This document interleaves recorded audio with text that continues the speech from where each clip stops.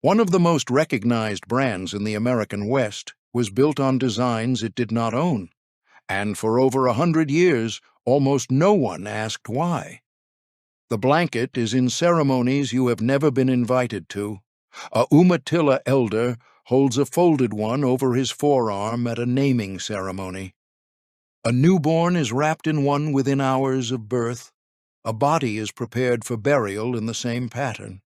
And a surfer on a cold California beach in 1961 pulls a heavy plaid wool shirt over his head before walking into the water and names his band after it.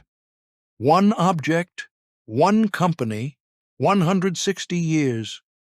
Here is what you were not supposed to notice. The designs on that blanket came from people who never saw a cent of what those designs earned. The federal government eventually got involved. There was a settlement. There are names written out of the official history. A designer who built the visual identity of a $150 million company.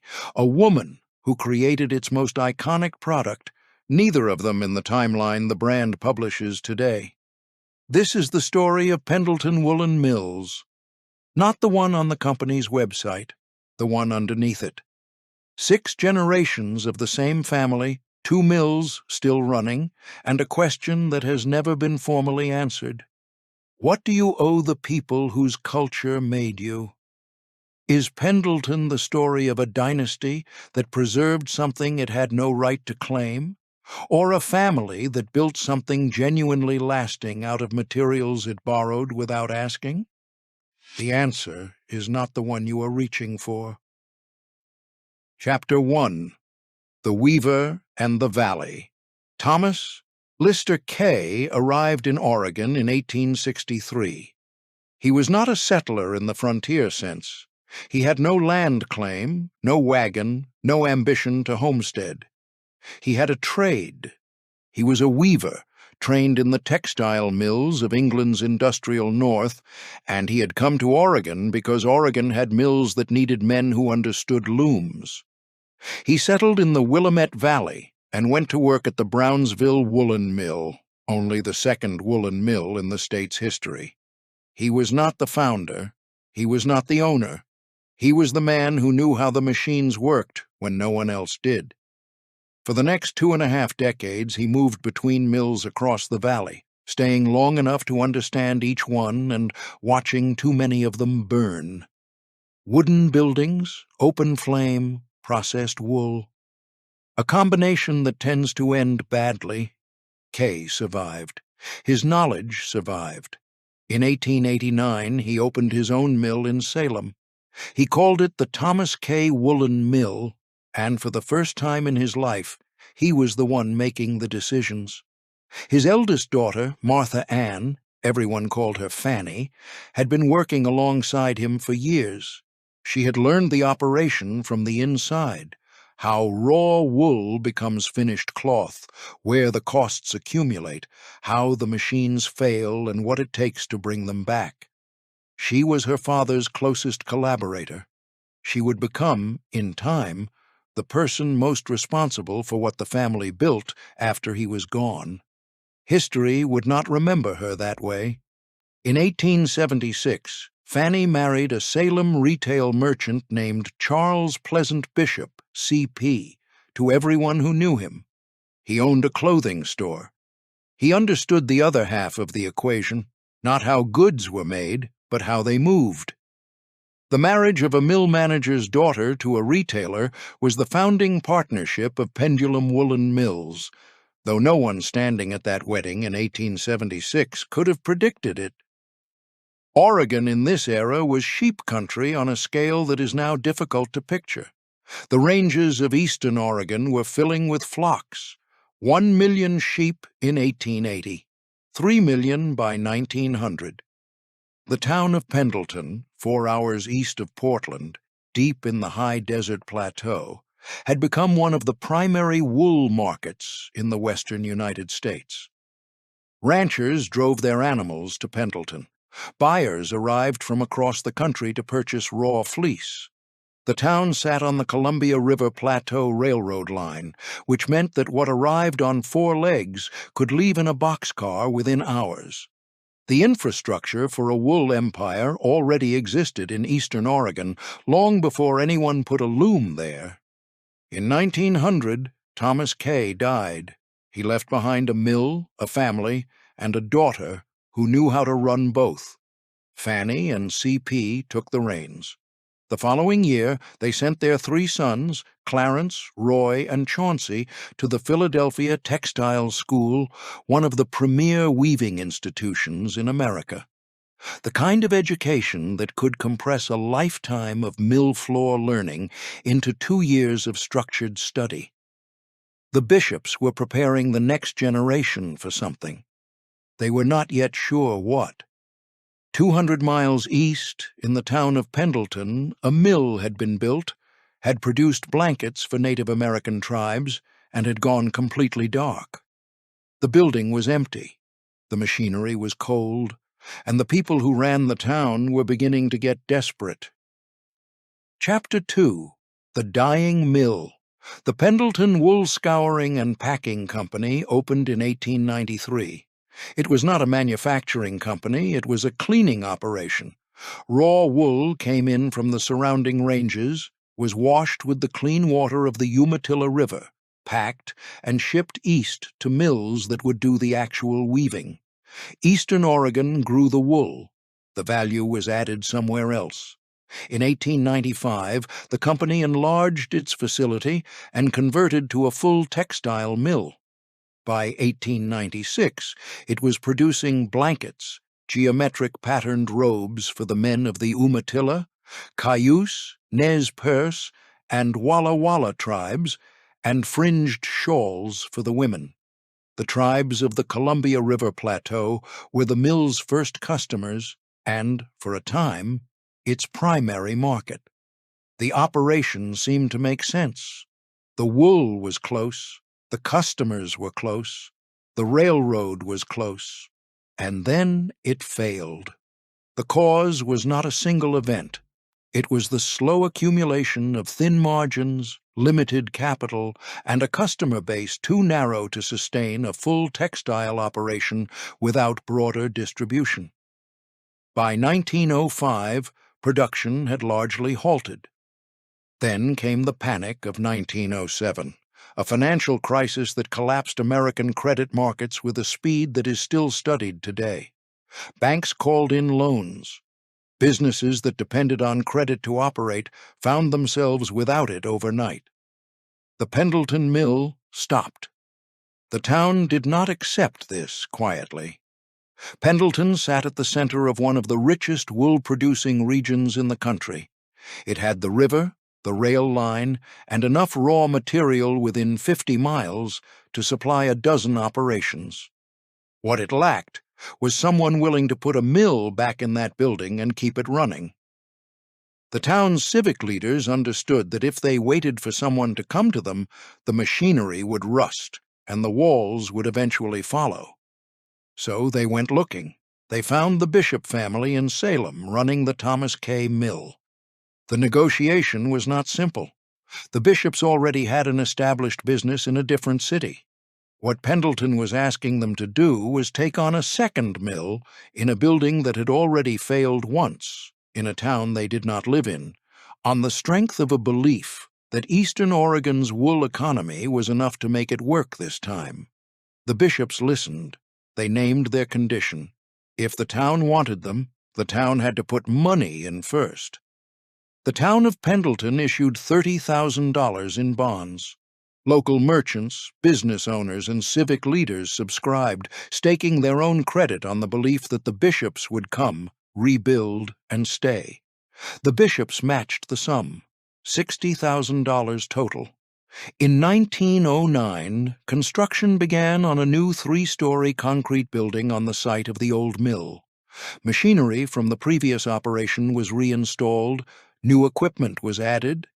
A better-built, better-financed, better-managed mill rose in the place of the one that had failed. The Bishops took the name along with the building, Pendleton Woolen Mills. The name of a town became the name of a company, and the failure became the foundation. But a name and a building and $60,000 do not, by themselves, make a business. The bishops still needed to answer a harder question: what to put on the looms? And the answer to that question was not going to come from Salem. It was going to come from the people the old mill had served, and from one Englishman who was about to spend years trying to understand what he was looking at. The Bishop brothers arrived in Pendleton with two advantages the previous operators had not possessed. The first was capital. The bond issue had bought them the runway to build properly rather than cheaply. The second was technical training. Clarence, Roy, and Chauncey had come out of the Philadelphia Textile School knowing how equipment worked, not just how to operate it. That distinction matters. The most consequential piece of equipment they chose was the Jacquard loom. A Jacquard loom operates differently from simpler weaving machinery. It uses a series of punched cards, one of the earliest uses of programmable instruction in manufacturing history, to control individual warp threads independently. A standard loom can produce stripes, solid colors, and basic repeating patterns.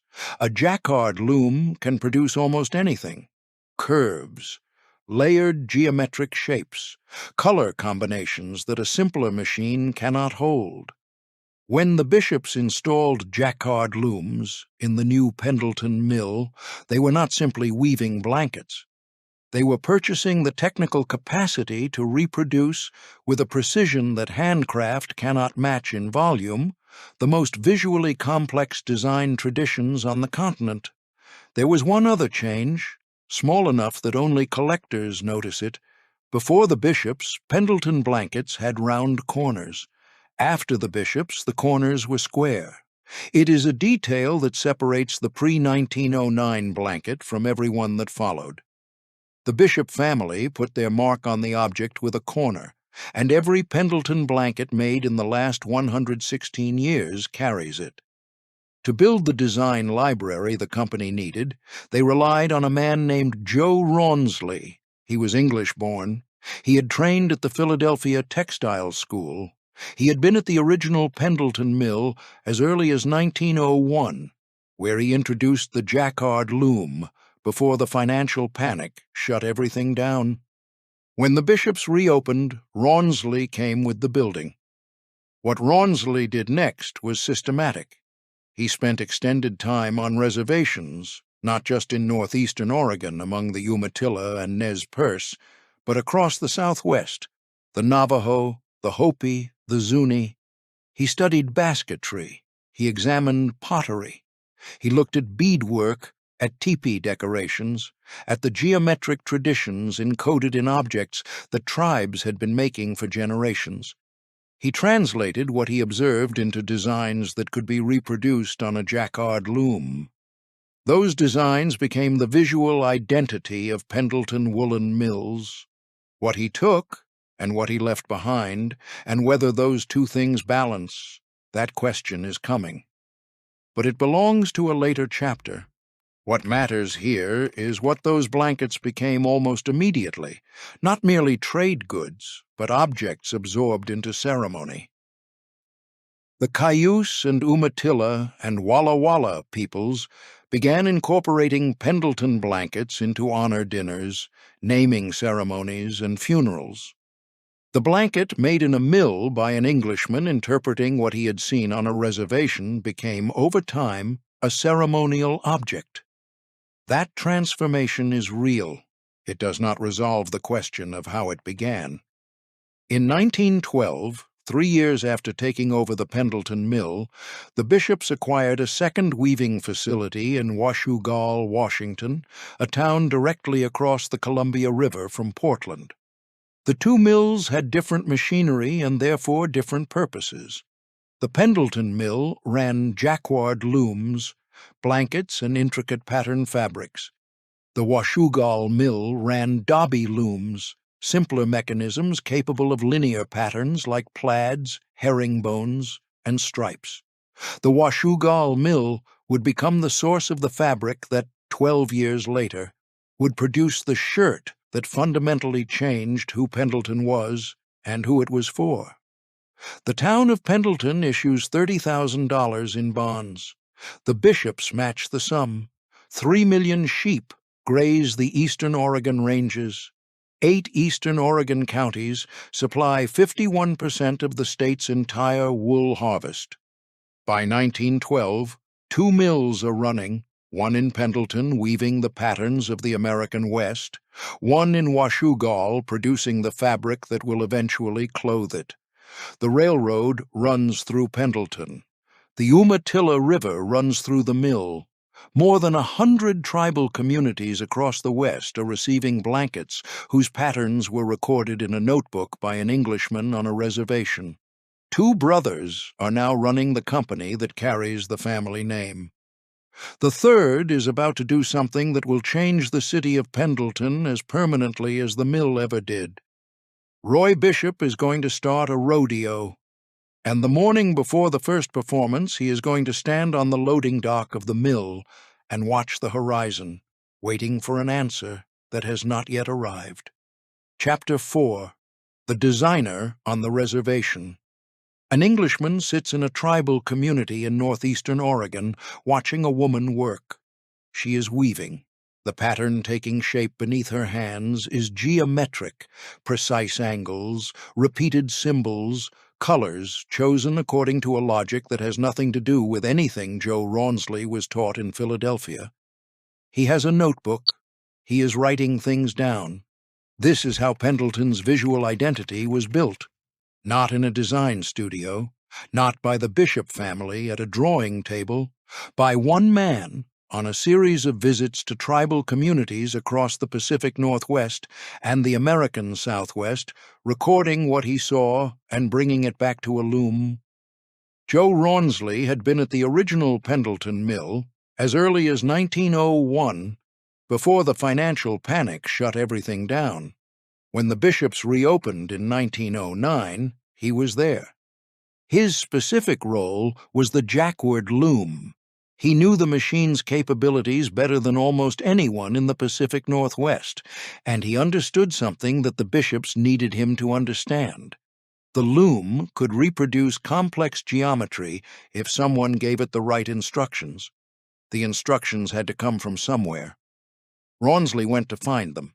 He traveled to reservations in Oregon, Washington, and Idaho. He went to the Navajo, the Hopi, and the Zuni in the Southwest. He studied basketry, the way geometric forms repeat and vary across a woven surface. He examined pottery for color relationships. He looked at teepee decorations and beadwork and objects used in ceremony, recording the designs and the colors and the proportions that tribal communities had developed over generations. Then he went back to the mill and translated what he had recorded into punched card instructions for the Jacquard loom. The results were blankets that tribes recognized. Not exact reproductions, the loom could not reproduce the full complexity of handcraft, and Rawnsley was interpreting rather than copying. But the patterns were close enough to what people knew that the blankets sold. The company expanded its trade from the Columbia River tribes outward, reaching markets as far as the Klondike gold fields, where blankets were resold to miners who wanted something that looked like it came from the West. The question of what Rawnsley was actually doing on those reservation visits has been argued ever since. The company's position has always been that tribal members actively participated, that people brought their color preferences to the mill, that the design process was collaborative, that Pendleton was serving a market rather than extracting from a culture. Critics have argued that the designs Rawnsley recorded came from objects whose meaning he did not fully understand, that the translation to commercial production stripped the context from the pattern, and that the copyright the company later applied to those designs effectively locked tribal communities out of their own visual heritage. Both things can be documented. Both things are probably true. What can be said with certainty is what the blankets became. The Cayuse, Umatilla, and Walla Walla peoples began incorporating Pendleton blankets into their most significant ceremonies, honor dinners, naming ceremonies, and funerals. The blanket was placed on the body at burial. It was wrapped around new babies in the first hours of life. It was given as a gift at the moments when a community marked the passage of someone from one state of being to another. The object, made in a concrete mill in eastern Oregon by an Englishman running a mechanical loom, became, over time, genuinely sacred to the communities it had been designed to serve.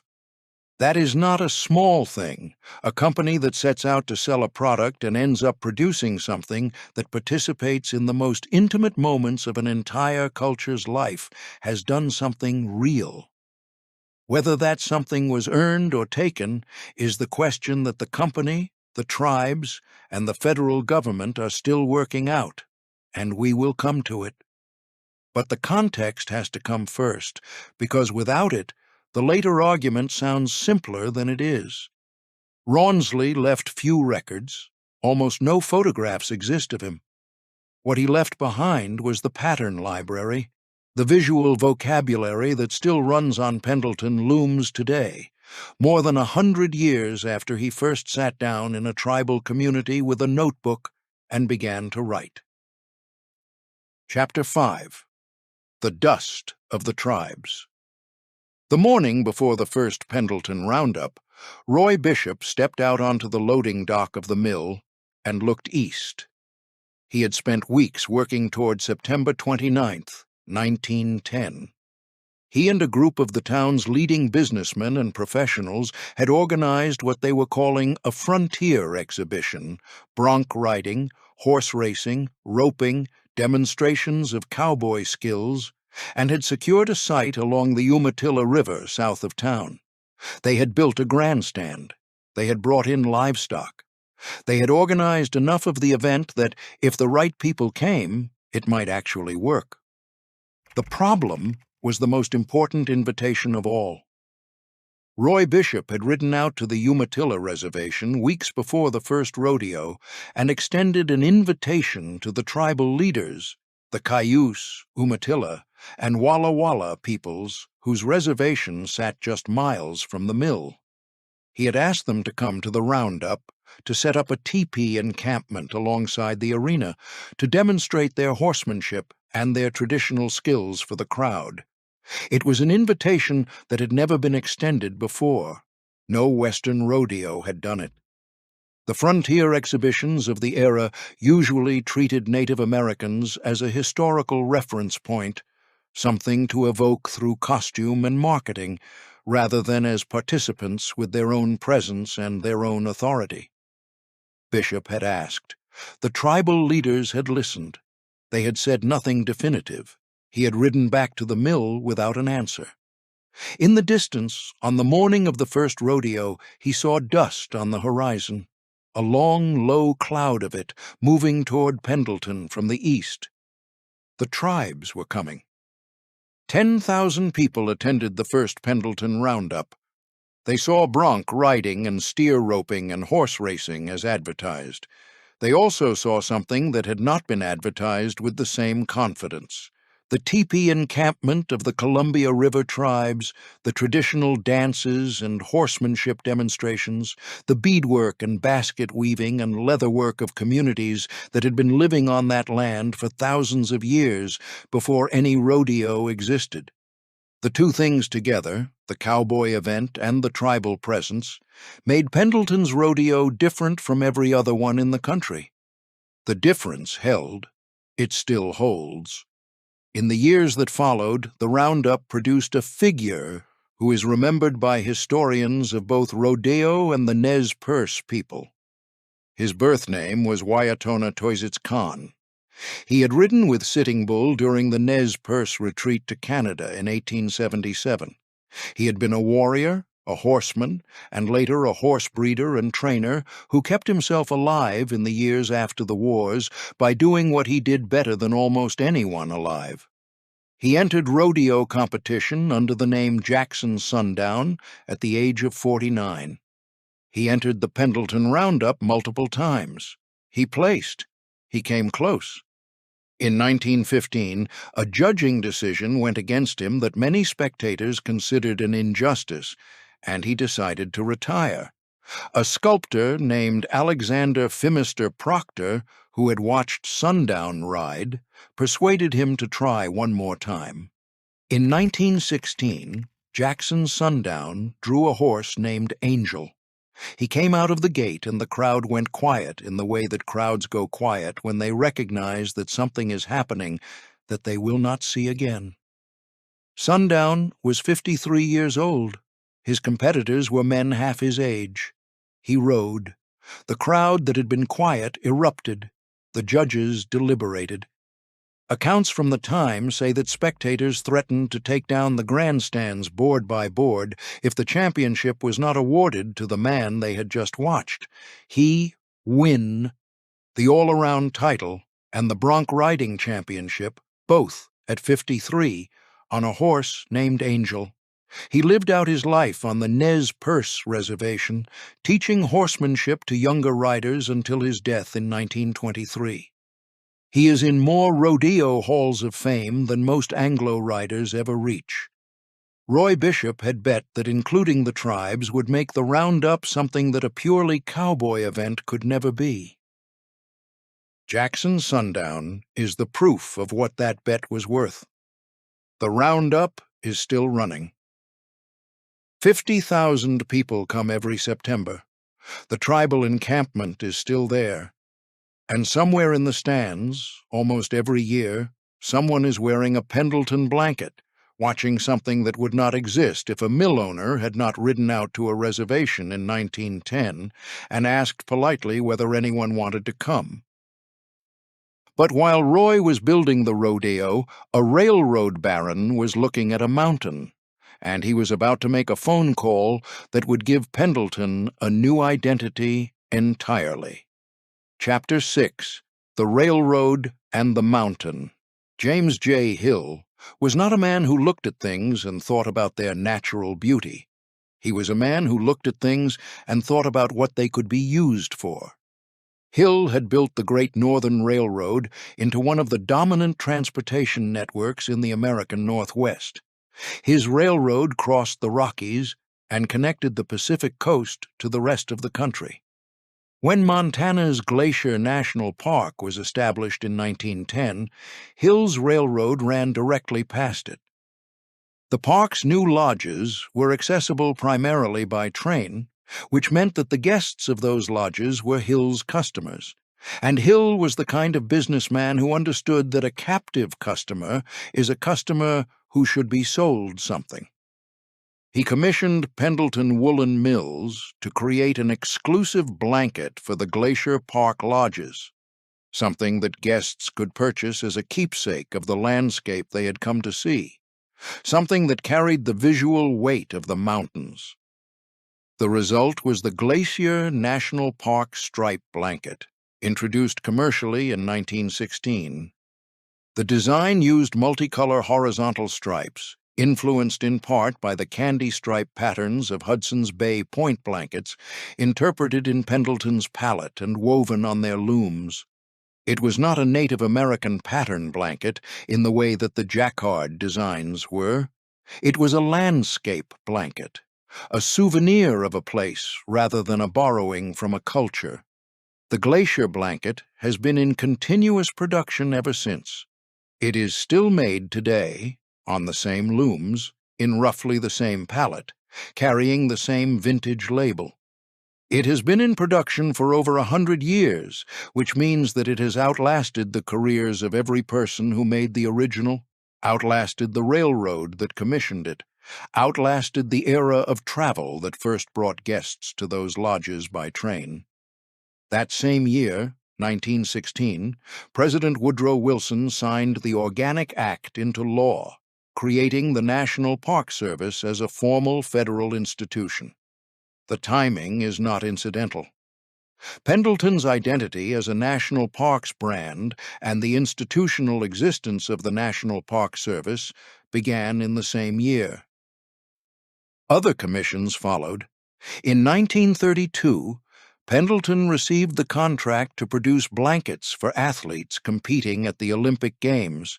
The blanket made for tribes, sold to minors, given to lodge guests, was now on Olympic athletes. The question of what Pendleton was, a trade blanket company, a Western heritage brand, a national institution, was already becoming impossible to answer simply.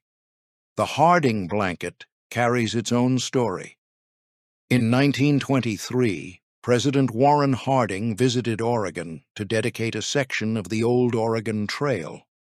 At the ceremony, Chief Cap Sumpkins of the Cayuse tribe and Chief Poker Jim of the Umatilla tribe presented the First Lady, Florence Harding, with a newly designed blanket. That design is still in production. It is still called the Harding blanket. The pattern given to a president's wife at a ceremony on a piece of trail that had brought settlers through tribal land more than half a century earlier, that pattern is on a loom in Pendleton, Oregon, right now, if the orders are in. By the time the 1930s arrived, Pendleton blankets were in national parks from Montana to the Grand Canyon, on the shoulders of Olympic competitors, in the homes of presidents, and in the ceremonies of tribes across the American West. The mill had begun as a way to serve a local market. It had become something that people across the country recognized without necessarily knowing where it came from or what it was. The next product the bishops introduced would take that recognition and make it permanent. It would not come from a railroad baron or a federal commission. It would come from C.M. Bishop looking at a work shirt and deciding that dull was not good enough. Chapter 7. The Shirt That Changed Everything. Before Pendleton, a wool work shirt was the color of mud. Not literally, but functionally. The wool shirts available to American men in the early 1920s came in utilitarian tones, dark browns, military greens, muted plaids that suggested labor rather than leisure. They were worn by men who needed a wool layer for warmth and did not much care what it looked like. They were work clothes in the most basic sense, garments that served a purpose and announced nothing about the person inside them. In 1924, Clarence Morton Bishop made a decision. He introduced a line of men's woolen sport shirts in bright colors and vivid plaid patterns, woven from the shirting material being produced at the Washougal Mill. The shirts were not designed for work exactly, though they were worn for it. They were designed to be seen. They used color combinations that had no precedent in American men's workwear, reds and greens and golds and blues, arranged in the kind of patterns that the Washougal Dobby looms could produce with consistency and precision. Ranchers bought them, loggers bought them, hunters bought them. Men who worked outdoors and had money enough to spend on something that was both warm and worth wearing found in the Pendleton shirt exactly what they had not known they were looking for. By 1929, 5 years after the first shirt, Pendleton was producing a full line of men's woolen sportswear. The shirt had become a category. Then the war came, and the shirts stopped. From 1941 to 1945, the mills pivoted almost entirely to military production. The colorful sport shirts disappeared from the production line. What the looms made instead were blankets for soldiers, fabric for uniforms, and sleeping bags for men sleeping in mud and snow on the other side of the world. The bishops did not have to be asked twice. The civilian market could wait. The war could not. When it ended, the company came back to a changed country. The women who had been working in factories and offices during the war years were not interested in returning to the narrow wardrobe options of the 1930s. There was money and there was appetite for something new, and post-war market research identified it specifically. Women wanted sportswear, wool sportswear, something that worked the way the men's shirts worked, but was not a man's shirt. A designer named Berthe Weichmann solved the problem. She had come from Janssen, the Portland swimwear company, where she had learned how to build garments around the body rather than around the bolt of cloth. She arrived at Pendleton and looked at the men's plaid shirt with a specific question in mind. What would make this wearable by women without changing everything that made it good? Her answer was the 1949 women's jacket. She shortened the body into a curved hem that sat at the hip rather than dropping over it. She added large shell buttons to replace the utilitarian closures of the men's shirt. She put patch pockets on the front in proportions that were different from anything on a work garment. She kept the plaid. She kept the wool. The jacket was called the 49er, and it sold immediately. Not gradually, immediately. Women's magazines ran it. Department stores could not keep it. Competitors produced knockoffs within months, which is how you know a product has done something that the market was not expecting. Pendleton eventually patented the design, not because they wanted to litigate, but because the only way to protect something that successful was to put it on paper. Berthe Weichmann's name does not appear in most accounts of the 49er jacket's history. She is not in the company's official timeline. She is the kind of person whose contribution is absorbed into the product and then separated from the record. From 1941 to 1945, 2 mills producing almost nothing but military material, blankets, uniforms, sleeping bags, running at capacity for 4 years. In 1949, a woman whose name was not on the building designs a jacket that the company cannot make fast enough. In 1955, Pendleton opens a store inside Disneyland on its opening day and keeps it there for 35 years.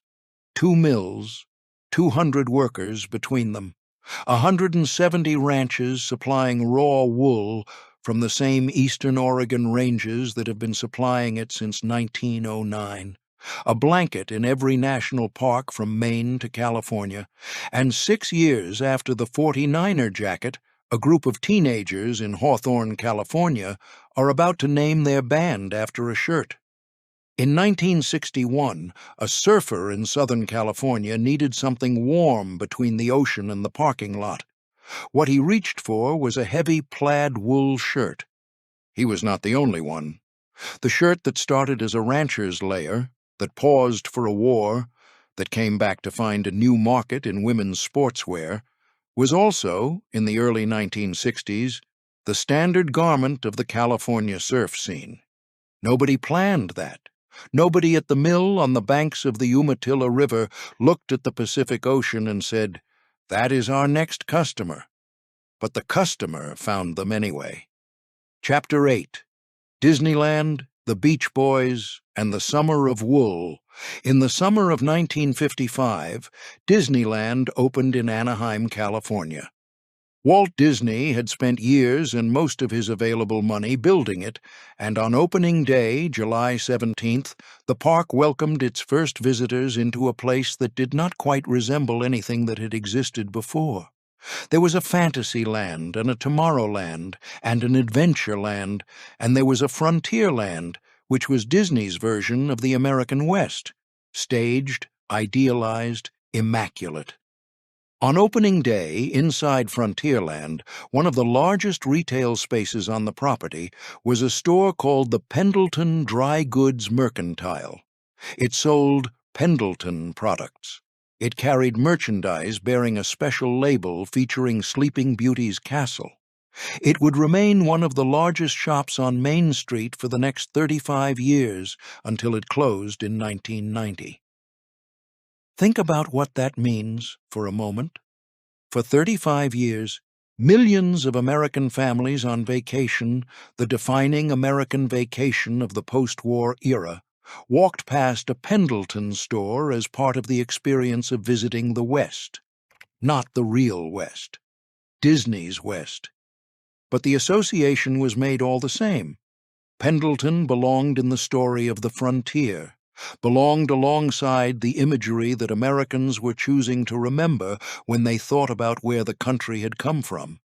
The store reached families. The shirt was reaching something else entirely. Southern California, in the late 1950s and early 1960s, had developed a subculture organized around surfing that was unlike anything the American cultural mainstream had produced before. It had its own music, its own slang, its own economy, and its own dress code. The dress code, for anyone who surfed in those years and understood the specific problem of the California coast, had a practical foundation. The Pacific Ocean on a winter morning is cold, and when you come out of the water, you need something heavy to put on fast. What surfers reached for was the Pendleton wool plaid shirt. Heavy enough to cut the wind, warm enough to make the walk back to the parking lot bearable, and available at the right price point. The shirt made for Oregon loggers and Eastern Oregon ranchers had, without any marketing effort from the company, become the garment of a coastal youth movement it had never heard of. In 1961, 5 teenagers in Hawthorne, California, formed a band. They were brothers and a cousin and 2 friends. They surfed, or some of them did. They wore Pendleton shirts. When they needed a name for the group, they named themselves after the shirts. They called themselves the Pendletones. The Pendletones became the Beach Boys. In 1963, they appeared on the cover of their album Surfer Girl, wearing Pendleton's original surf plaid shirt. 5 young men in matching wool plaid, photographed together on what would become one of the most circulated images of the decade. The album sold. The band sold. The shirt was on the cover of something that teenagers across the country were staring at in record stores and on bedroom walls and on the pages of every magazine that covered popular music that year. A wool shirt made in Washougal, Washington, from fabric woven on a Dobby loom, designed as a colorful alternative to drab workwear by a man who ran a blanket company in eastern Oregon, was now the defining garment of the California summer. Nobody at Pendleton planned it. There was no marketing campaign, no celebrity endorsement deal, no strategic push into the youth market. The Beach Boys named themselves after the shirt before they had a record, before they had a hit, before Brian Wilson had written a single song. The shirt named them. And then they named the shirt back. The Pendleton shirt did not stay in California. It traveled with the music. By the middle of the decade, it was in department stores across the country, being sold not as workwear or outdoor gear, but as the thing young people were wearing. The company that had dressed the West was now dressing the country, and the country was associating the wool plaid pattern not with ranchers or loggers, but with sunshine and surf, and a version of California that most of its buyers would never actually visit. The 1960s were the decade in which Pendleton became, in the words of its own company history, something of an American symbol. That phrase does not quite capture it. The company had been absorbed into the country's self-image in a way that most brands spend their entire existence trying and failing to achieve. It had happened because a group of teenagers liked a shirt, and it had happened because, underneath the shirt, the quality was real, the wool was real, the construction was real, the looms were real, and things that are real have a way of surviving their moment. But the moment always ends. The 1970s arrived. Synthetic fabrics arrived. The market that had loved wool found other options, lighter and cheaper and easier to care for. The surf look migrated into other aesthetics.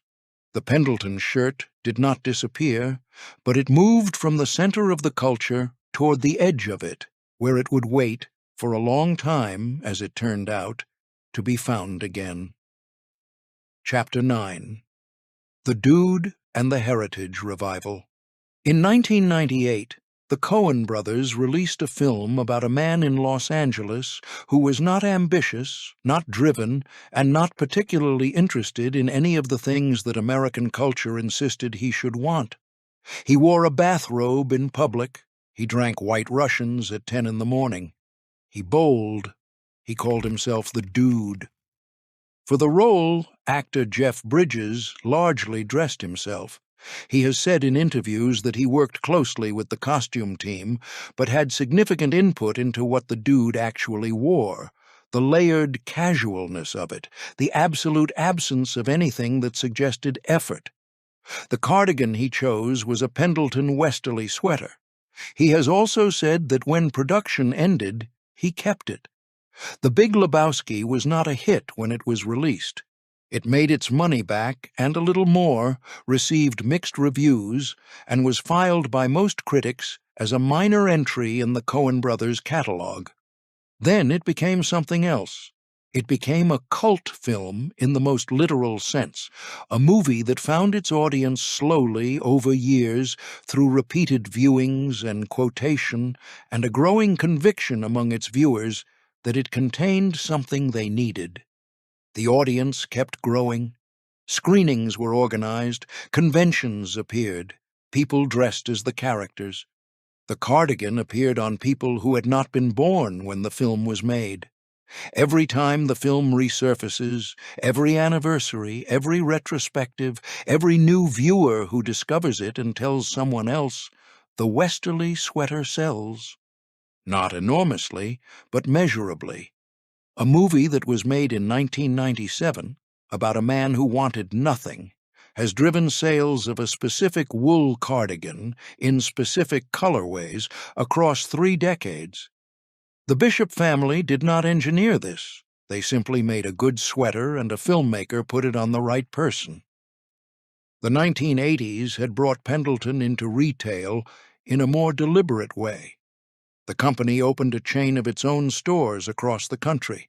It launched a direct mail catalog business. In the 1990s, it built an e-commerce platform, earlier than most heritage manufacturers recognized that they needed one.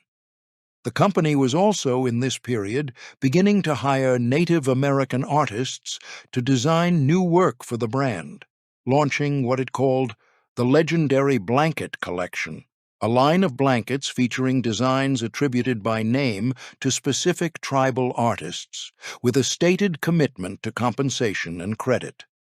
Then came the financial crisis of 2008. In 2009, Pendleton's centennial year, the 100th anniversary of the Bishop family's takeover of the mill, the company announced layoffs and wage cuts. The economy had contracted sharply, and the market for premium wool goods had contracted with it. The CEO, John Bishop, the 6th generation, made a statement to the press that has stayed in the company's public record. He said that Pendleton was not trying to be a 10-bagger, that it was not owned by venture capitalists swinging for the fences, that the company was simply trying to grow its business profitably over time. In an era of startup valuations and quarterly earnings pressure and the general American conviction that any business worth having should be growing explosively, it was a deliberately unfashionable thing to say. The 1910s brought a cultural shift that Pendleton was positioned to benefit from without having caused it. The heritage movement, the broad American cultural turn toward goods with manufacturing histories, toward brands that could document where their products were made and how, brought new buyers to Pendleton who had not previously thought about it. Young consumers who cared about production transparency and domestic manufacturing discovered a company that had been doing both since 1909. Collaborations followed. Vans, Levi's, opening ceremony. The plaid shirt that had dressed ranchers and surfers was now on the racks of urban boutiques, in coffee table books about American manufacturing, in the wardrobes of people who had no connection to Oregon or wool or the Columbia River Plateau. The company handled the attention carefully. John Bishop has said that the first 15 years of his tenure at the company were spent making the brand expression consistent, making sure that what Pendleton said about itself matched what Pendleton actually was, across every channel and every product line. Heritage revivals attract brands that perform heritage without possessing it. Pendleton had the mills, the ranches, the looms, the family, and the records going back to 1863. It did not have to perform anything.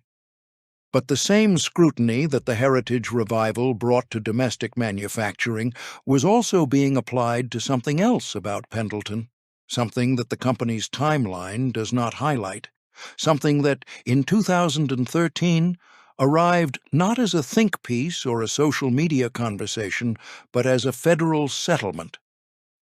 The Indian Arts and Crafts Act became federal law in 1990. It is not a complicated statute in its basic structure.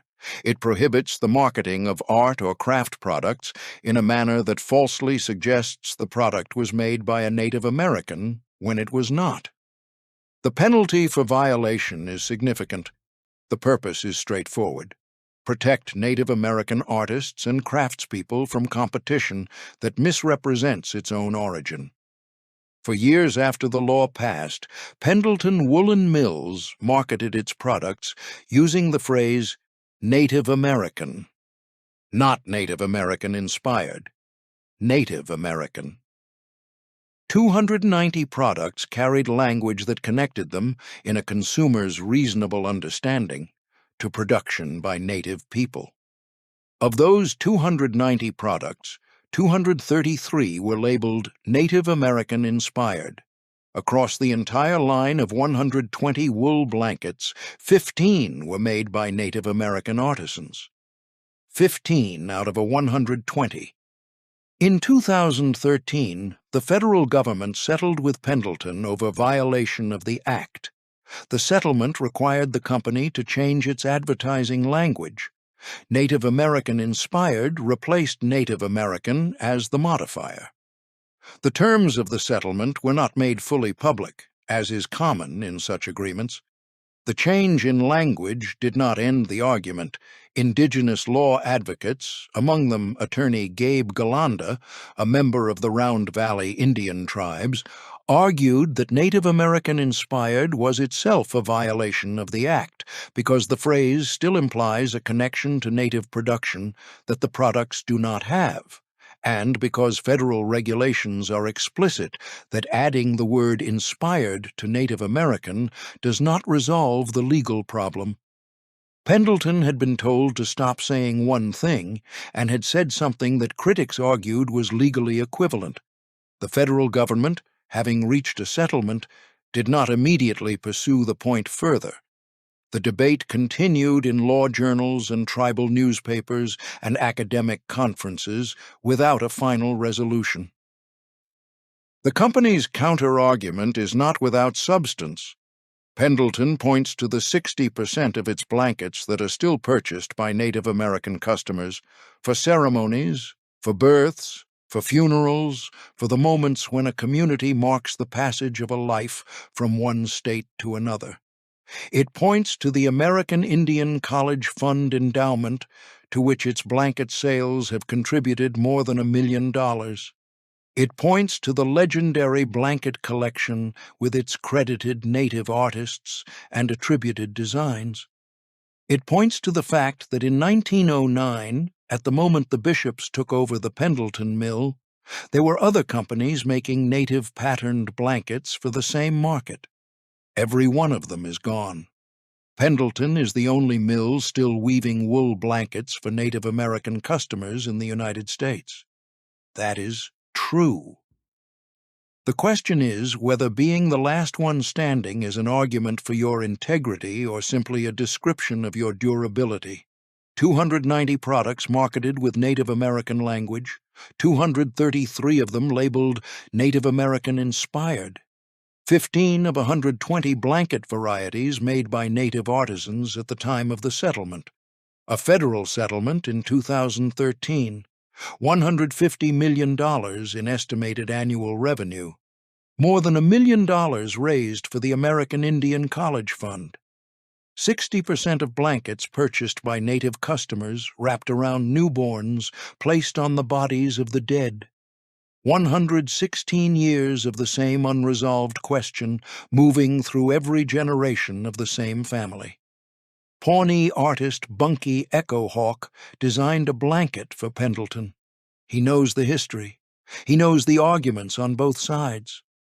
He has said that it does bother him, the company's long practice of borrowing without fully acknowledging the terms of the borrowing. He has also said that it is not binary and cut and dried, that he can see the attempts the company has made and the contributions it has given to changing its approach. He lives inside the contradiction because the contradiction is real, not because he has found a way around it. Dine Weaver Venancio Aragon has put the challenge more directly. People have to take a minute, he has said, and think about the ethical dilemmas of cultural appropriation concerning those images. He does not think people do that enough. He is probably right.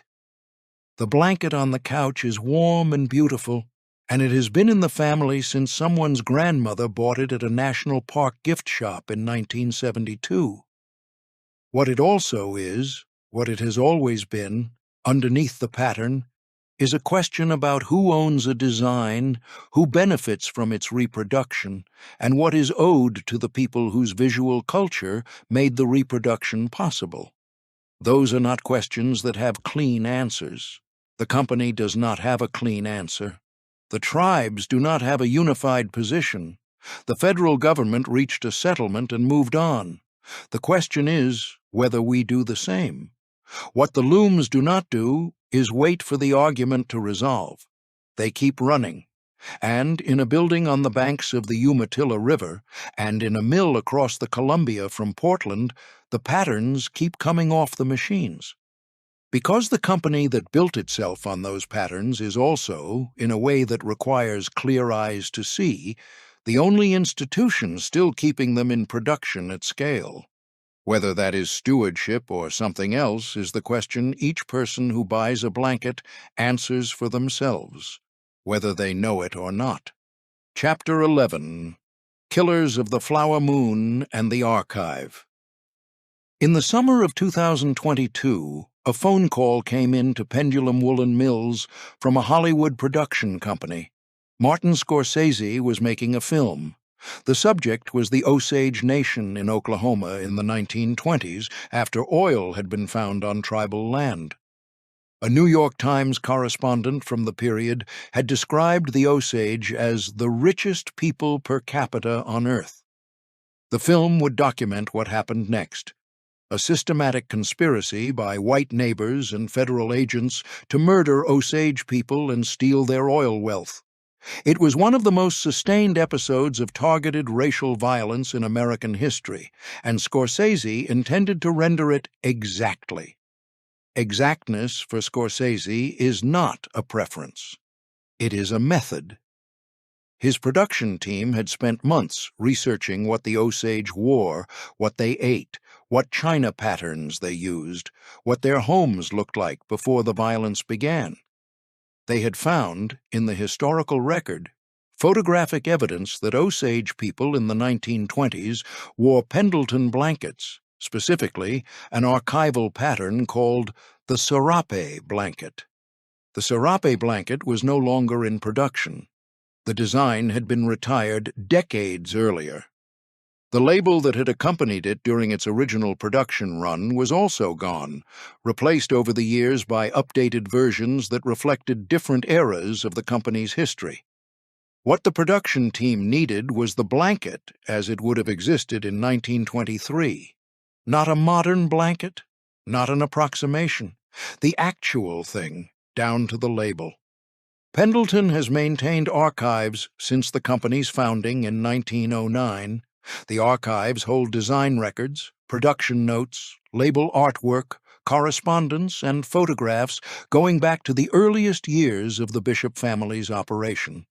Within those archives, the serape blanket still existed: pattern, colorway, production specifications, and the label artwork used during the period when the film was set. The production team recreated the blanket from the archival record. They also recreated the period-correct label, printing a version that matched what would have been sewn into a Pendleton blanket in the early 1920s. The film also used vintage blankets from the collection of Barry Friedman, a dealer and historian who has spent decades acquiring and documenting historical Pendleton textiles. Friedman supplied dozens of period-accurate pieces that appear in the film alongside the recreations. The production team had found, in private hands and in a company archive, enough physical evidence of a specific moment in Pendleton's history to reconstruct it with the precision that Scorsese requires. Killers of the Flower Moon was released in October 2023. It tells the story of what was taken from the Osage Nation by people who wrapped their theft in the language of family and friendship and the American West. The Pendleton blankets that appear in it, worn by people who were being murdered for what was beneath their land, are not in the film as background decoration. They are in the film as evidence of a life that existed before the theft. The blankets are part of the record of what was there. It preserves the visual culture of a century, because the visual culture of a century and the commerce of a century turned out, in Pendleton's case, to be the same thing. When a filmmaker needs to show what the world looked like in 1923, he calls a mill in Oregon and asks for the records. The records are there. They have been kept. That is not a small thing either. Chapter 12. The Looms That Kept Running. At the Washougal mill, a worker watches a length of plaid fabric come off a doobie loom. The pattern is a repeat, a specific sequence of color that the loom has been programmed to produce across the full width of the cloth. She checks the tension, checks the edge, checks the color against the reference. The fabric is correct. She moves to the next section. This is what the company is, underneath everything else. 2 mills, 2 sets of looms, workers checking tension and color and edge against a reference day after day, producing cloth that will become blankets and shirts and jackets and saddle blankets and the kind of thing that a person buys once and keeps for the rest of their life. The Washougal mill employs approximately 235 people. The Pendleton mill employs approximately 60. The Washougal facility runs Dobby looms, the linear pattern machinery that produces the plaids and herringbones and stripes used in apparel. The Pendleton facility runs Jacquard looms, the complex pattern machines that produce blankets and intricate fabric.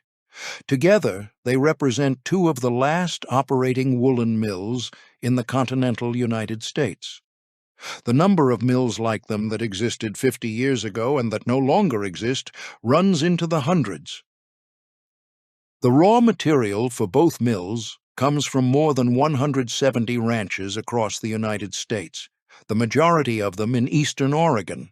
The same high desert ranges that supplied the original mill in 1909 are still supplying these 2 mills today. The sheep on those ranges are different animals, managed differently by different ranching families in many cases, but the geography is the same, and the wool that comes off those animals and travels to the mills in Pendleton and Washougal is following a supply chain that has been operating with adjustments but without interruption for over a century. The company is vertically integrated in a way that almost no American textile manufacturer still is. Pendleton purchases raw wool. It scours the wool, washes it, as the original scouring plant did in 1893. It cards the wool, combing the fibers into alignment. It dyes it in a dye house at the Washougal facility that has been updated repeatedly with equipment that reduces water use and chemical waste. It weaves the dyed fiber into cloth on Jacquard and Dobby looms.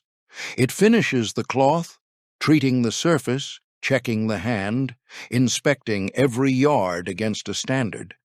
It sells the finished product through 41 retail stores, through catalogs, through the company's website, and through wholesale relationships with department stores and specialty retailers in the United States, Canada, Europe, Japan, South Korea, and Australia.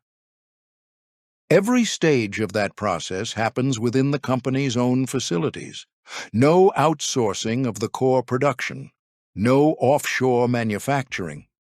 John Bishop, the sixth generation, has explained the reasoning in terms that are consistent with everything his predecessors built. The quality is the product, and the quality requires control of the process from the raw material forward. You cannot guarantee what you have not made. The cost of maintaining this structure is real. Running American mills against the price points set by overseas competitors requires a customer base that understands what it is paying for and is willing to pay for it. Pendleton has that customer base, partly because the quality earns it, and partly because the story earns it. The 6 generations of the Bishop family, the 2 mills still standing, the 170 ranches, the archive full of century-old records, these things have commercial value precisely because they are true. A company that performs heritage without possessing it will eventually be found out. Pendleton does not have to perform. What the mills do not do is make the arguments that surround them go away. The looms do not have opinions about Joe Rawnsley's notebooks. The Dobby machines do not take positions on the Indian Arts and Crafts Act. The dye house does not weigh in on what is owed and to whom. The work simply continues, as it has continued since 1909, producing things that last longer than the arguments about them. The question the company has never fully answered, and that this script has not answered for them, is not whether the blankets are beautiful or durable or worth the price. They are all of those things. The question is what it means to have built something lasting on a foundation whose terms were never formally agreed to, what is owed and to whom, and whether paying it changes anything. Those questions do not resolve on a loom. They resolve, if they resolve at all, in decisions, in who gets credited, in who gets paid, in whose name appears in the official history and whose does not. The Bishop family is in their 6th generation of making those decisions. So far, the company has survived every one of them. Whether survival is the right metric is the last question. Chapter 13. Reflect. Come back to the beginning. A baby wrapped in a wool blanket in a hospital room, a Umatilla elder at a naming ceremony, a folded blanket over his forearm, a body prepared for burial, the same pattern one final time, a surfer pulling a heavy plaid shirt over his head on a cold California morning. These images are still the same images, but they are not the same story they were at the beginning of this video. The object has not changed. What changed is how much of it you can see. Thomas Kay arrived in Oregon in 1863 with a trade and nothing else. He built a mill, trained a daughter, and died before the company that carried his knowledge became what it became. His name is not on the company. His name is not in most accounts of what Pendleton Woolen Mills is. He planted something and did not live to see the fruit, and the fruit grew into a brand worth $150 million a year, and the people who tend that brand are his great-great-great-grandchildren running a business he would not fully recognize on the same river he never stood beside. Fanny K. Bishop married a retailer in 1876 and spent the next 33 years quietly combining her father's manufacturing expertise with her husband's commercial instincts.